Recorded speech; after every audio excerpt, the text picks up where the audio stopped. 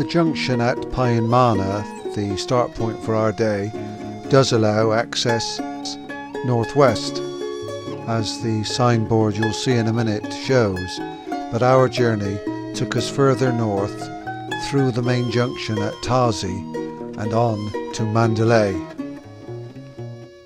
Sunday morning, when I say very early, it's just 8 o'clock.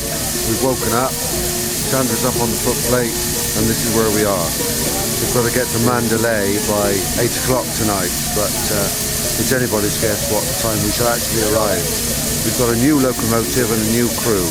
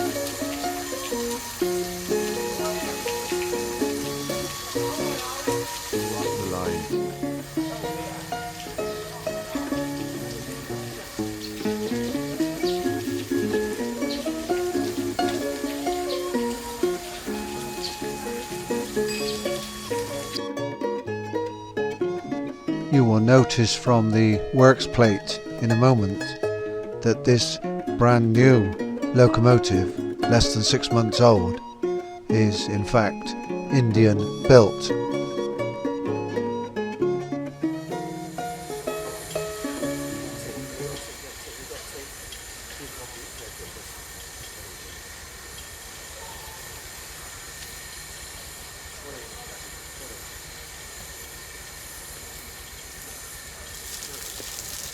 I didn't realise it, but this is a watering stop.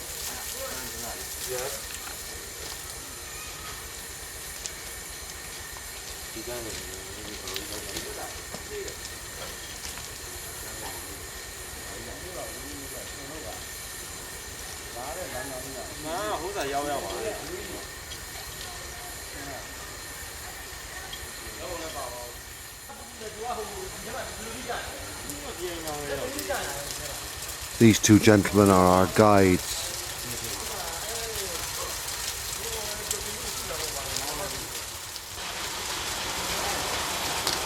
Be careful! Stand back!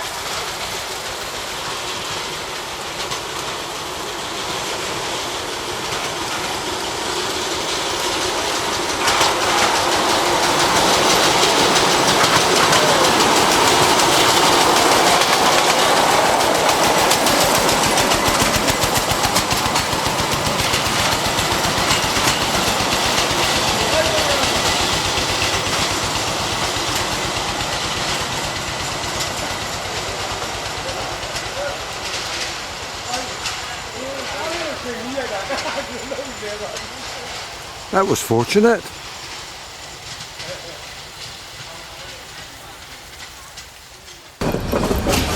This is our departure from our start point.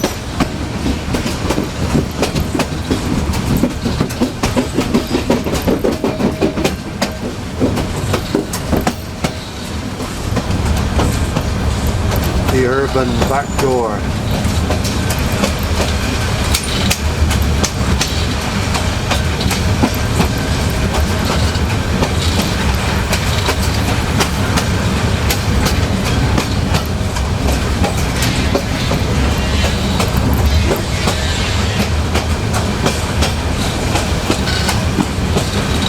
Building there with bamboo. That's the rafters.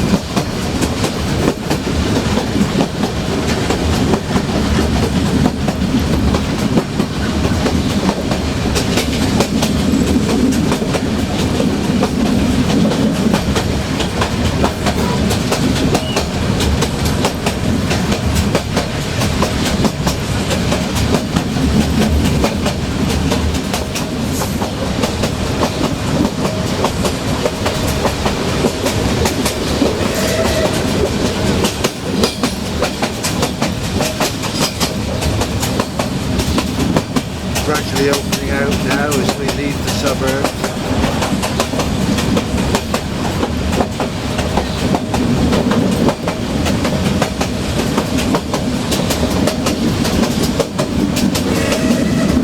Back to the more usual agricultural activity.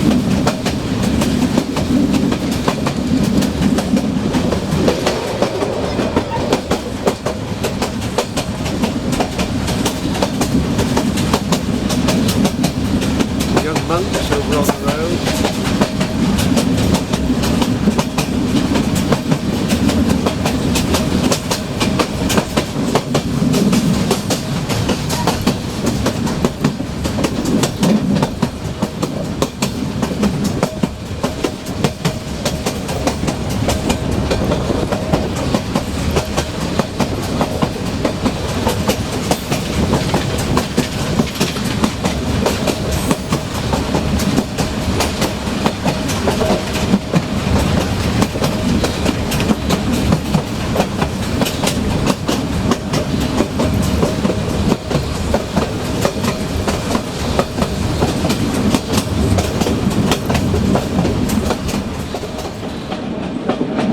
Quite a substantial souk, I think they're called. Religious temple in the middle of nowhere.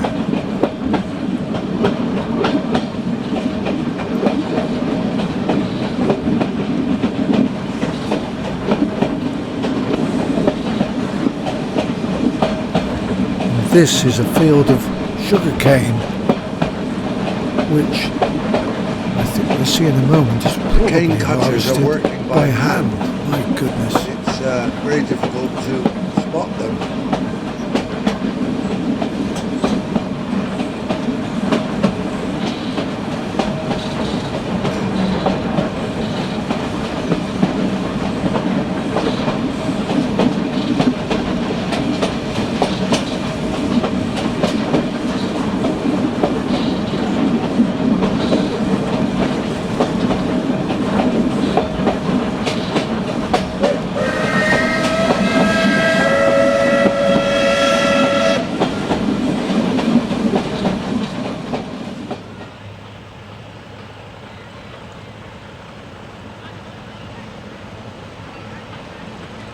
And we've now stopped to allow a train to pass through rather overgrown trackwork.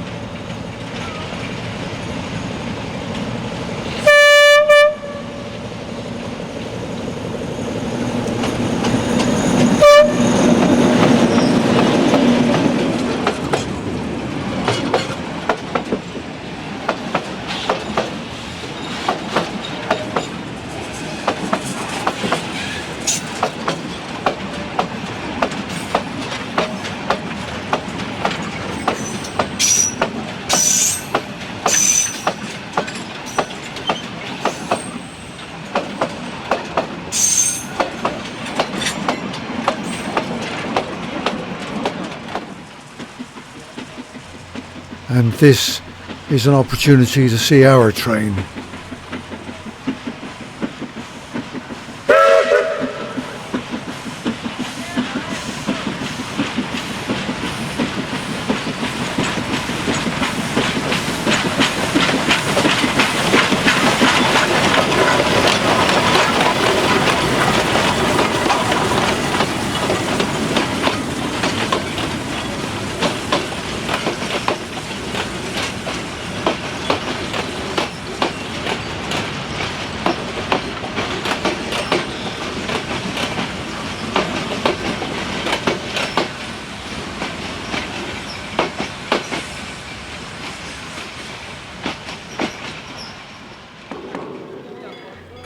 And some centuries old transport.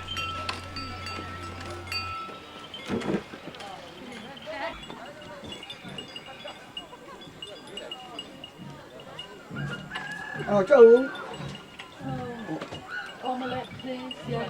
Oh, Bread and cheese, please.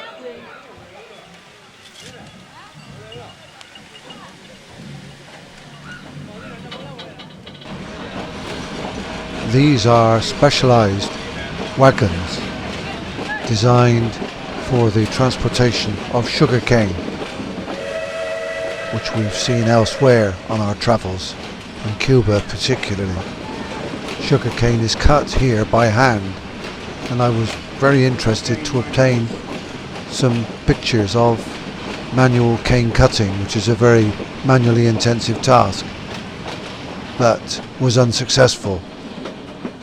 So pictures of the cane fields and people obviously working in the distance is all that we had to finally accept.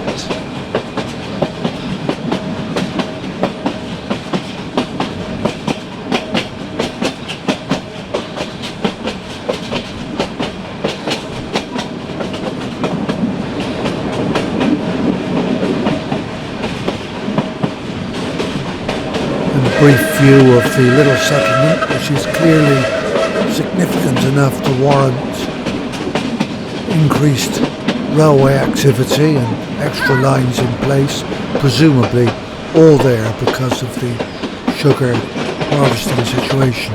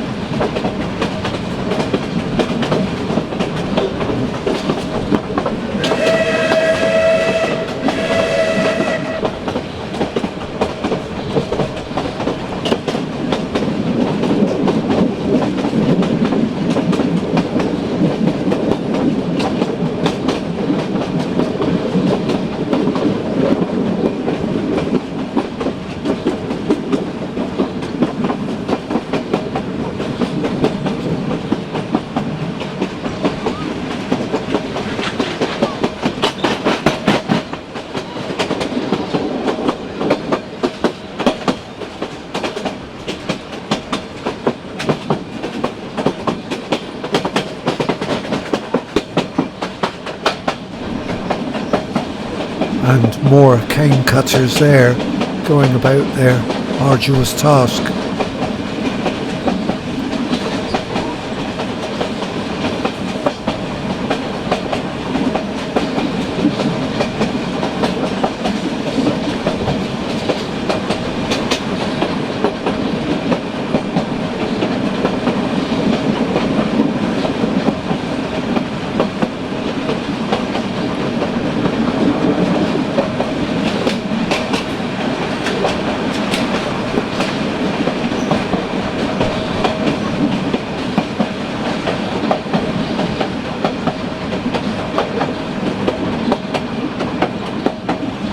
I think I've mentioned before on these films, I'm intrigued by the centuries old pathways formed by the traffic of human and animal traffic movement in an unchanging world, seemingly.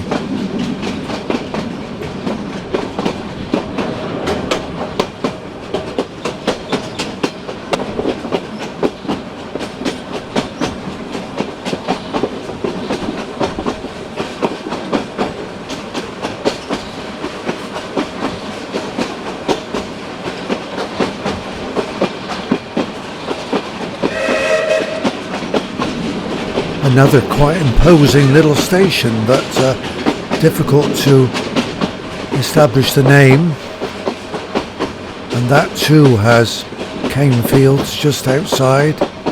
So that's quite clearly the agriculture, dominant agriculture in this area.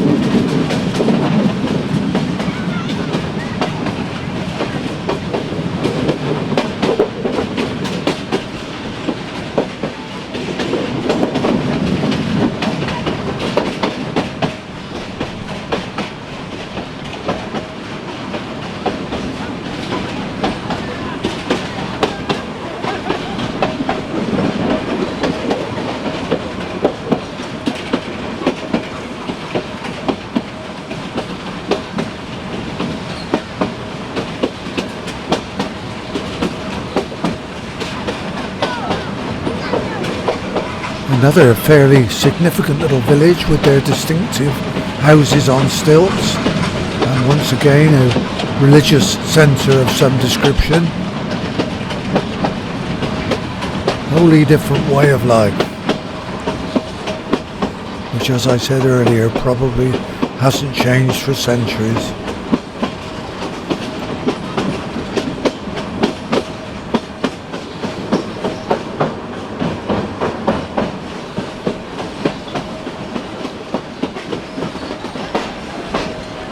Fast forward to another little station with quite a group congregated on the platform there. It was noticeable that families seemed to use the stations as a point at which they would congregate, not necessarily for travel, it seemed.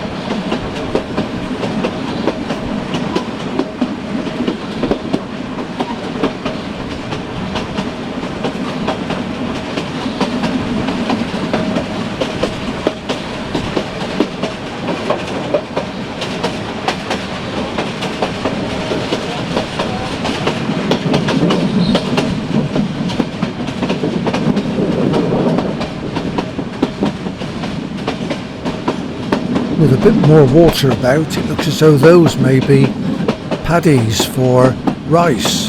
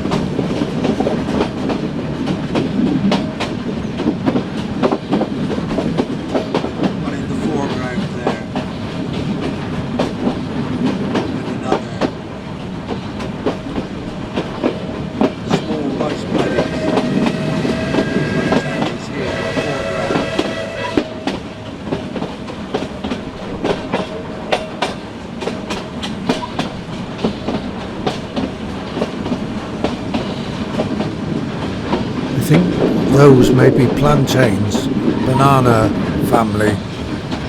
We've seen bananas being carried by sellers at various stations, and now we're about to cross a fairly wide river bridge.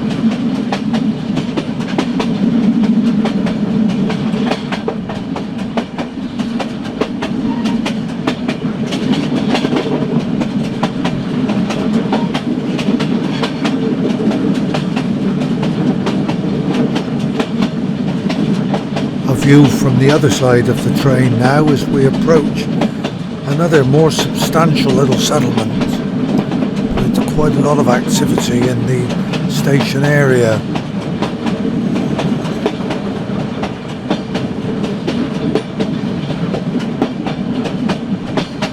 The rather monotonous journeying through agricultural scenery, sugarcane and the like, we're now approaching the little town of Tapscon.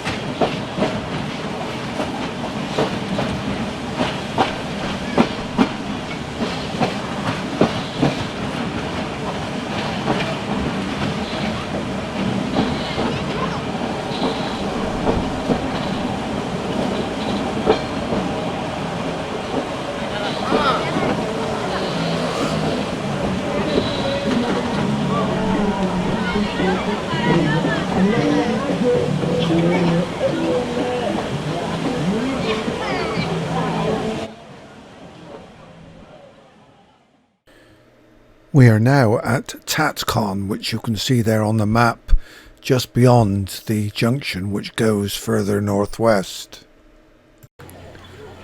We shall take on water at this point.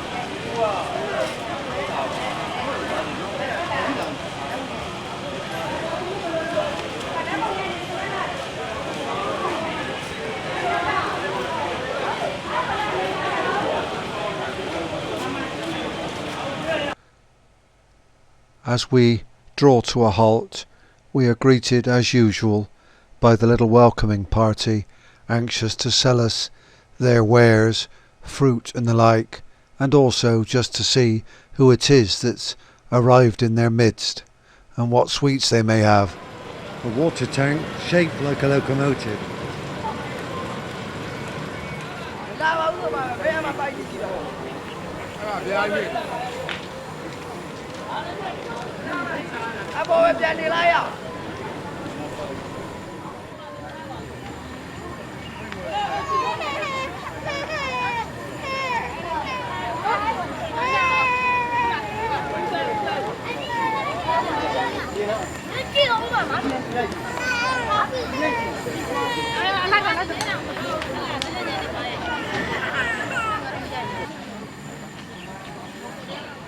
This is the name of the station where we're taking the water. We've now moved further north, maybe 50 miles or so, to this little village, Yam Thin, where once again we should take on water.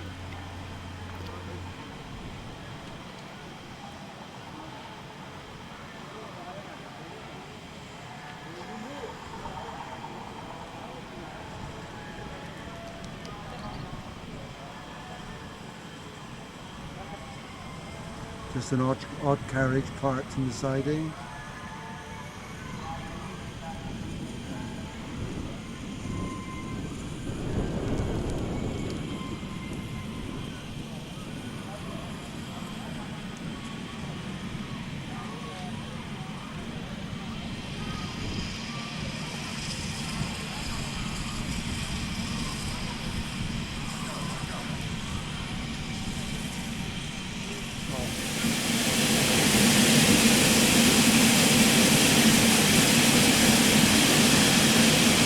We're being pumped by a fire engine.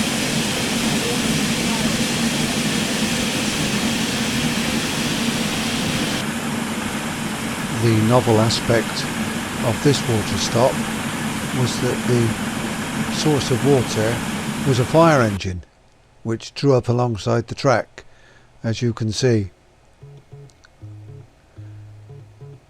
There did appear to be some sort of water crane, but it clearly wasn't operational, and so yet more novelty for the locals.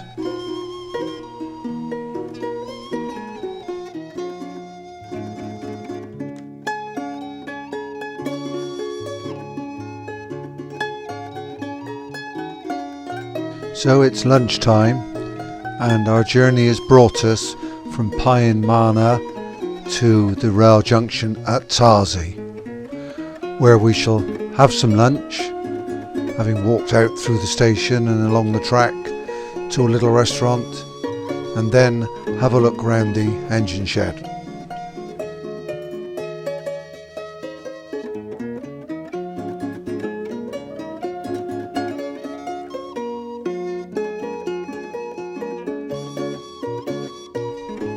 The first loco displayed in the shed is a little 062, which obviously won't run again, one assumes not, but a much more impressive 1943 built Garrett locomotive was the locomotive of interest in the shed, displayed on its own little stretch of track between the trees, but at least the painting was reasonably up to scratch.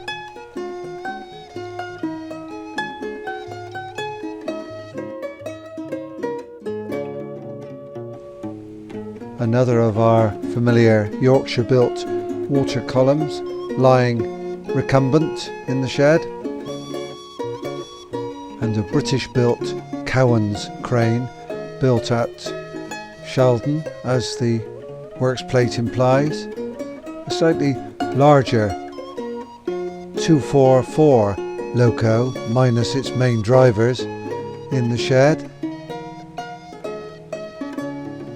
and our own loco waiting to take us back to the station, having been watered, and Sandra and I rode back on the footplate and therefore have these views of the crew in action.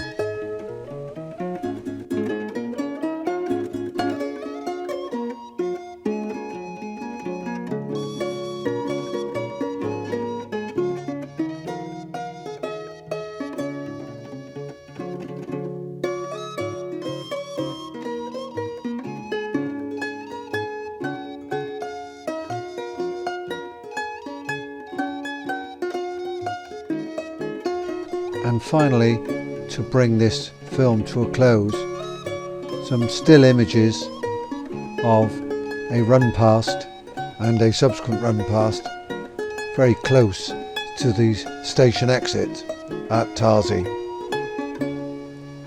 Plenty of smoke, afternoon sunshine, and the end of another very pleasant day's journeying. But more to come, of course, until we reached our destination in darkness at Mandalay.